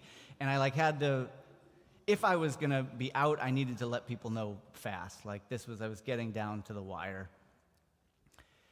The night before, Thursday night before, Zivar asks about my grandfather, my father's father, and we hadn't talked about him in years. He died 12, 15 years ago, I don't know how many now, and she said, he died when you were 10. I said, no, he died when I was 25. I had him with me for so much longer. When we were 15 and 16 with Micah, we finally had shopped with Mom when we were little kids, and Mom had more opinions about which clothes we wore. So we were picking the clothes, but Mom was helping a lot. And when we got to go to the mall with Saba and Safta, it was like free reign. Get whatever you want, And so I told her this story of knowing him as later in life, 15, 16, 17, 18. Liza opens the Zoom call the next morning, and Liza I hadn't seen, I guess, in a while. Liza's tattooed up and down. She's wearing a Batman t-shirt. Her hair's whatever color it is, and she says, "Oh, it's you." She knows I'm a rabbi. She said, "I didn't know why I was wearing this necklace today." She's wearing her Hebrew necklace from her father-in-law who passed away, who was a rabbi. She said, "Oh," and she channels, and I'm suspect to strange spiritual business. I'm like a grounded spiritualist, and so I'm real suspect of other things, but I'm also open. And she says, "I feel their presence. His presence is with me right now. And his wife, too. They're here to help you with this 20-minute Zoom reading." She had just doused me with sage via the computer. She's saging the room, and then she says, "Okay, and here's some for you." I said, "Okay, I'm saged up." She says, "They're here with me, and someone from your side, too." And tears, I start streaming because it was instantly clear my grandfather, who I hadn't seen or talked to, who died 15 years ago, had joined the Zoom session to decide what I was going to do about this job. And no questions, no nothing. She says, "This is not for you. They're telling me this is not for you. This is not your work. You're building something beautiful. Continue your work. You're building your legacy. Go make your legacy." I knew in an instant. The tears just came and came. I can't remember what else he told me. It's not occurring in the moment, but it was more than one thing. It was very profound. It was, "You're doing your work. Go do your work. Don't get turned.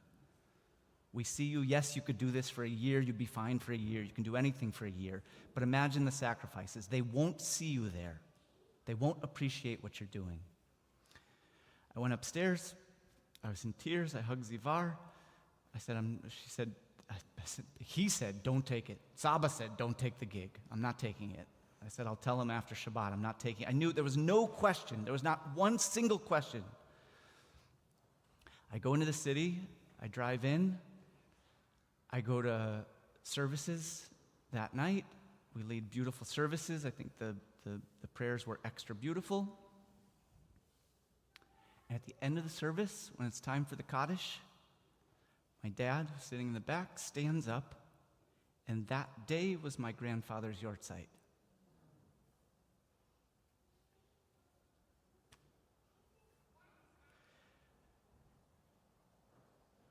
Afterwards, we decided to make this album, and all the pieces fell together.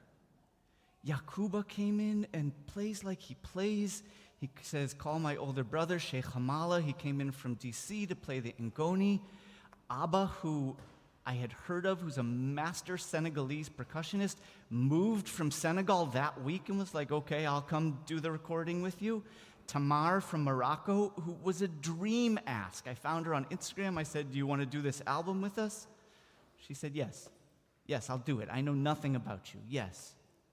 And it was so clear that choosing the right intelligence, choosing what I wanted my mind to be, when the temptation for the other thing was dangling in front of me, made for all the gifts that were given thereafter. That piece that Charlie had read about the turns in the road, they come so often, and so can you listen to the turns and be pushed in the direction that your intelligence is yearning to emerge? If that spoke to you, come, we'll read the second aliyah.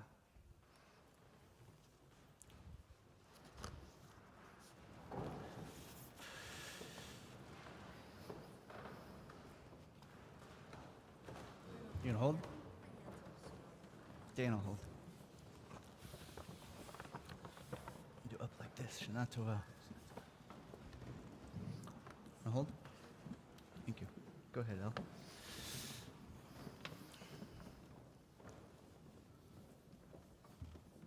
This can go up like a tent. Noah, Ezra.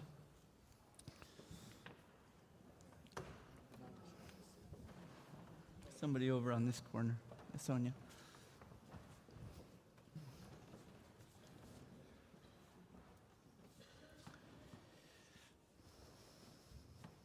On the count of three, we'll make the blessing. 1, 2, 3. Baruch hu et Adonai hamborach. Baruch Adonai hamborach leolam va'ed. Baruch Adonai hamborach leolam va'ed. Baruch ata Adonai Eloheinu melech haolam. Asher bachar banu mikol ha'amim v'natan lanu et Torato. Baruch ata Adonai noten ha'Torah. Amen. Vayomer Elohim yikavu hamayim mitachat hashamayim el makom echad v'tireh hayabasha. Vayichlehin vayikra Elohim layabasha ha'eretz ulemikveh hamayim kara yamim. Vayar Elohim ki tov vayomer Elohim tadeh ha'eretz deshe esev mazriya zera etz pri sapri leminoho asher zaroho bo al ha'aretz. Vayichlehin vatotzeh ha'eretz deshe esev mezaro zara lemineo ve'etz sapri etz zaroho bo lemineo. Vayar Elohim ki tov vayihi erev vayivoker yom shlishi. Baruch ata Adonai Eloheinu melech haolam asher natan lanu torat emet v'chayei olam nata b'tochenu. Baruch ata Adonai noten haTorah. If may you be blessed, all you friends who would like to be more in touch with where your intelligence is leading you, and not you yourself leading, but signs from friends and teachers and grandparents that come through mediums and Zooms and Sage and the most unexpected places. The veil between the worlds is real and crossable. Thanks. Thank you. Thank you.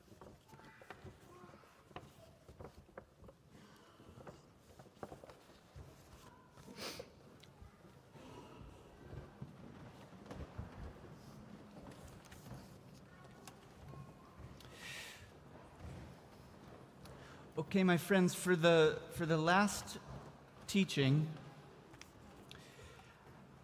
my friend Antonietta, our friend Antonietta, has been with us for years and years and years. She comes from Chicago for Rosh Hashanah, multiple years now, and she participates in Tahara, which is the ritual of cleaning the body of someone who's died before burial. It's a ritual that's done before someone is buried. And she sent me this piece, and I couldn't read it when it came. Since she sent it, I've opened it multiple times, and it's so beautiful, and it speaks to an intelligence that's really particular and unique. And I thought, when we're done, we're going to do the Shofar service. that this holiday, which is all about birth and rebirth and feeling those processes in ourselves, are connected to death as well. And death being welcomed in its beautiful, ceremonious beauty, if it's given all the ceremony and all of the angels are invited in, it makes for birth that's wild. The life force is moving through, not ending itself, just moving through to the next thing. So Antoniette is going to read us her piece. It was right after Yom Kippur last year when I offered to volunteer for the Hever Kadisha group at the shul. My preparation, other than reading the materials and instructions for the ritual, was a conversation I had with the women who started the group in 2008. She explained to me that the materials I had received have all the traditional steps of the Tahara process, the prayers and songs that most groups use. However, the group she leads was flexible, she said. They had added poetry and other elements that were unique to the departing soul. We spoke on the phone for more than 90 minutes. We bonded. We felt that we have known each other for a long time. She passed her Tahara wish to me, stating that she will go much happier to the next world if cared by the Hever Kadisha sisterhood. It was before the end of the year, between the holidays, when a request came to assist with the Tahara. I couldn't help. Mundane responsibilities prevented me from helping. I reflected on how this request will come. The request will come unexpectedly. I decided the next time I would prioritize the sisters departing this world. A couple of weeks after the new year, I received a request for a Tahara. The email came on a Wednesday asking for volunteers to assist with the Tahara the next day. The funeral was scheduled for Friday morning. We have a roster with about 40 women. The group is diverse, women representing all age groups and walks of life. I made a collage of women images in my mind, all incredible, brave, compassionate, humble, and beautiful diversity. Up until that moment, I hadn't met any of the women of the Hever Kadisha group. The replies to the email started coming. I'm available in the afternoon. I'm available only in the morning. I'm out of town, sorry. I'm available in the evening, after work. I'm available, but I will need a ride to the funeral home. I replied, I'm available anytime. A few hours later, I received the email confirmation we were meeting at the funeral home at 7 p.m. It is usually recommended that volunteers take time to relax, to meditate before the Tahara ritual. I was able to finish work at 4 p.m., I showered, and I prayed. We met at the funeral home. We were 7 women. Everybody was in good spirits, happy to meet each other, and pleased to be there for the departing sister. We met briefly at the family room to learn a little bit about the sister that was leaving the physical world, and to review our role and how to help each other during the ritual process. Once in the preparatory room, we started the process with prayers and asking the matriarchs, Sarah, Rebecca, Rachel, and Leah, to join us, to guide us through the ritual. We talked to the soul of our departing sister. We asked for her permission to complete the Tahara, and we asked for her forgiveness in advance for any mistakes we may make during the ritual process. We spoke to our sister's soul. We told her we knew her soul was pure, and her legacy would speak for her. I felt the presence of many more souls, including my grandmother and my mother's soul. The room was overtaken by our care and spontaneous love for our sister. We made sure the water was lukewarm for the washing and the purification of the body. We were all carefully moving around the body, dancing in a slow motion. We were carefully washing a bird's feathers, and softly we continued moving through. We made eye contact among ourselves to validate each step of the process. One of our sisters read a psalm. She cried. We hugged her and held her sensitivity and emotions in our hearts. No words were spoken. We continued moving through the ritual. We took extra time dressing the body with the pure white garments. We placed a pure white linen sheet inside the Aron. We opened a sealed packet containing the dirt from the Holy Land, and we spread it inside the Aron. Our sister helped us to move her body into her Aron gently, calmly, and protectively. We didn't use words to talk among ourselves, but we spoke with our thoughts to sync our moves and to delicately place our sister in her wooden bed. We said goodbye. We thanked her for allowing us to accompany her. We read a poem, and we closed our own. This unique moment belongs to all the souls that were present. There are no words that can convey the sense of awe and tranquility I felt later. I felt an endless sense of being deeply loved.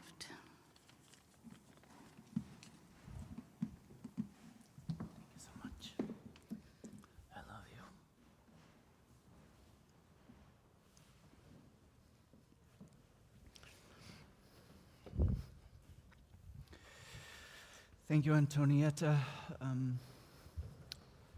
So my hope for everybody is that we got opened and that we're going to think and feel and love in new ways. And that I think we did it right. The tenderness in the room now is the place to do the Shofar service. So we're going to need the musicians. We're going to need all the children. And I want us to try and come here. We're going to invite my new friend Yulia, who's a wonderful artist and poet and writer, and she's going to read us some poetry interspersed in the blowing of the shofar. And Yulia might give more introduction, but I'll say that she has created beings of lesser deities that dwell in an ancient forest, and to me they're markers of this alternate intelligences. And so I thought these are going to be some really, really wonderful creatures to have at the shofar service, just to watch and be, and to me it's like it's the shining of the vision of Temenos to have these creatures in attendance for the shofar service. So if you volunteered to be one of the creatures, then come get your creatures. Let's find our places over here. And we're going to blow shofar together.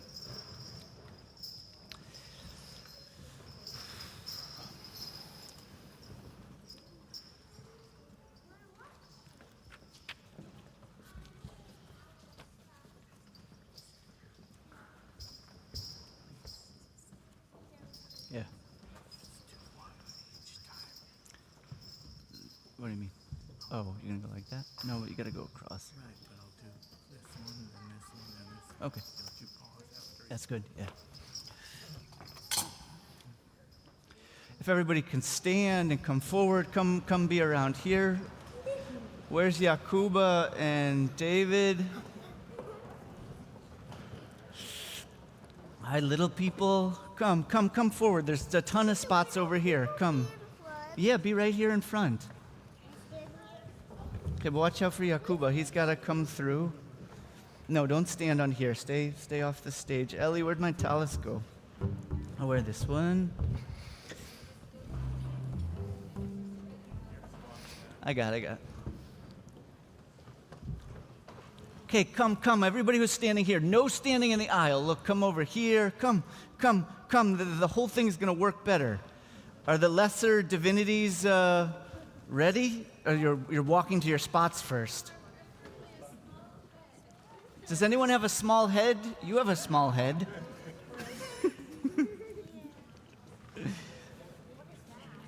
Okay, and if our gods could come, if our lesser gods could come here, come find a good spot here. They're hard to The lesser gods don't see very well, so if you need to help direct them, then come on. Yeah, you're safe over here. Oh, hello, it's nice to meet you. Yulia, come.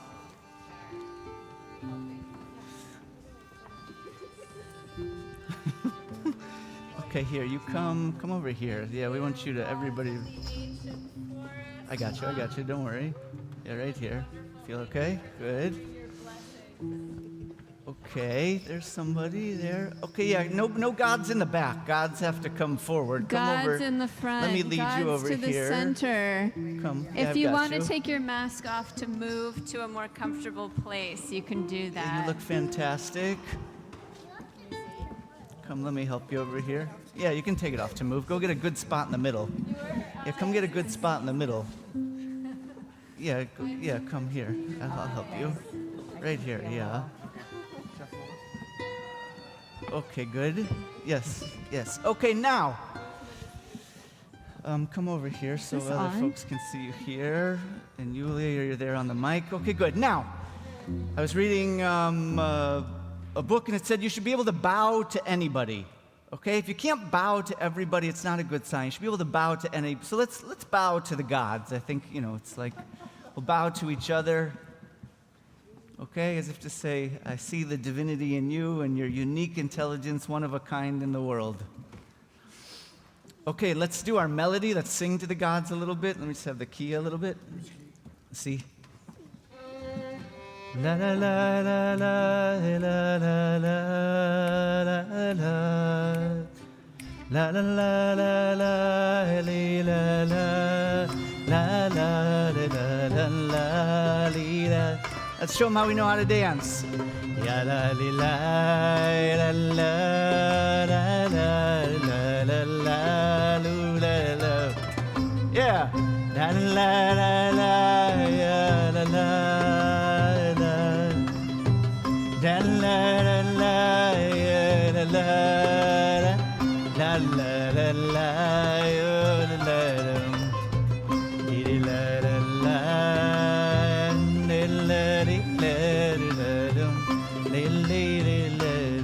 Keep it gentle.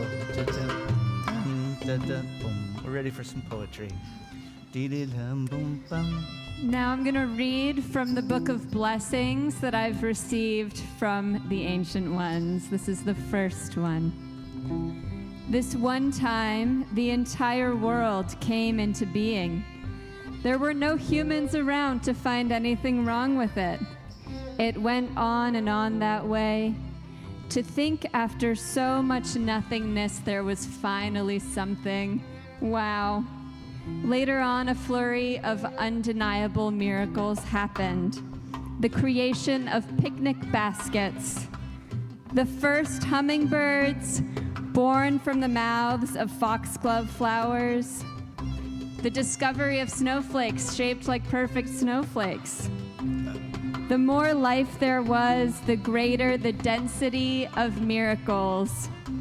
Until finally there were so many that they became invisible, woven seamlessly into the tapestry of everything.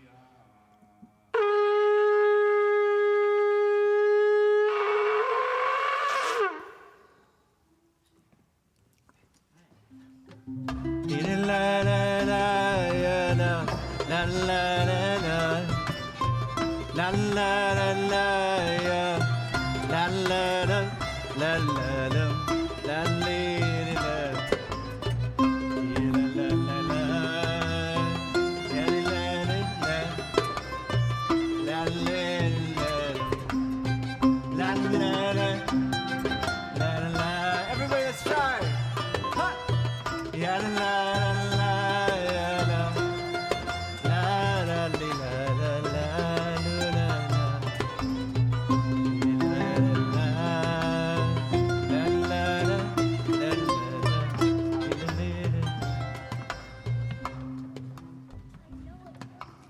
Another blessing.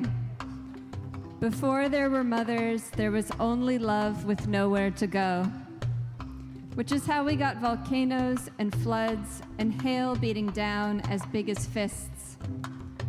When the first baby was born, pruny and useless and hideously wet, the ancients gathered, wondering what to make of it. We tickled its terrible feet with leaves and combed its soft black fur with pine needles. We looked into its mouth for teeth and could not find a single one. When we finally said goodbye to the disappointing creature, we watched the first mother raise it to her chest with a great sigh and hold it there until the end of time.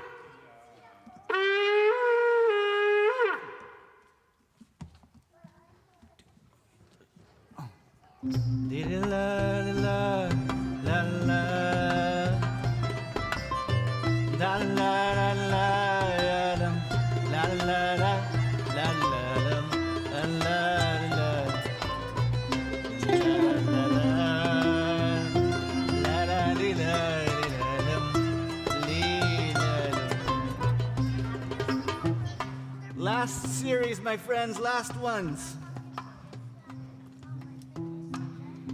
You live, and with each passing year, more and more gets taken from you.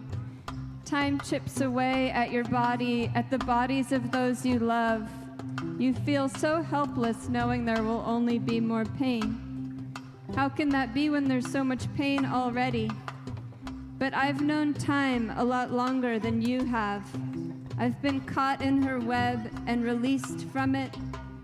Some days I remember the future as if it were yesterday. I remember your grandparents as children, running through the schoolyard on their short legs and laughing you into being. I remember you growing your parents in your belly from seeds and bringing them screaming into this world. I remember how you held them, how you rocked them to sleep, one on each arm, how you took their pain away. Will you hold this mask on my head?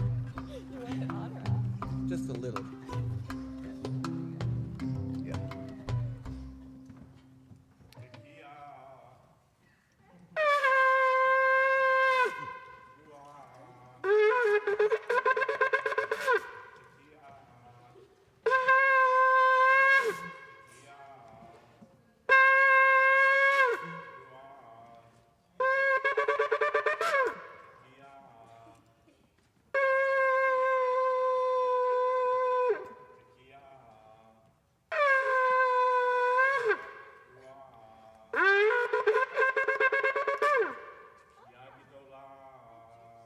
Big breath, everybody. One more big breath. Last big breath.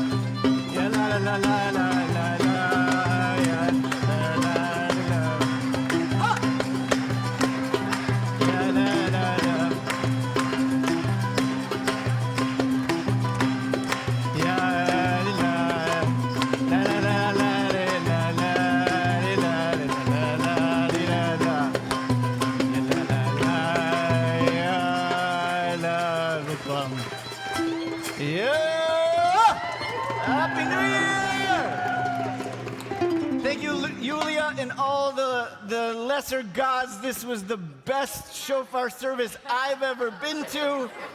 We're going to make the Kaddish and welcome all the presences, and those we're mourning and those we're welcoming, the grandparents with their messages. Yitgadal v'yitkadash shmei Rabbi. Be'alma divrei achirotei v'yamlich malchutei b'chaychon v'yomechon v'chayi d'chol beit Yisrael b'agala v'zman kari v'yimaru. יהי שמי רבה מבורך לעולם עמי עלמיה, יתברך וישתבח ויתפאר ויתרומם ויתנשא ויתהדר ויתעלה ויתעלה שמי דקודשה. לילה מן כל ברכתה ושירתה תושבחתה ונחמתה דמירן בעלמא ואמרו אמן. יהי שלמה רבה מן שמיה וחיים עלינו ועל כל ישראל ואמרו אמן. עושה שלום במרומיו הוא יעשה שלום עלינו ועל כל ישראל ואמרו אמן. Happy New Year, everybody. Thank you so much for making this beautiful thing all together. Such a sweet, sweet way to begin the year. Thank you, thank you, thank you, thank you. Thank you, tech team. Thank you, Tom, Jay. Thank you, people all over. Thank you, Natalie. Shana Tova, everybody! 2, 3, 4.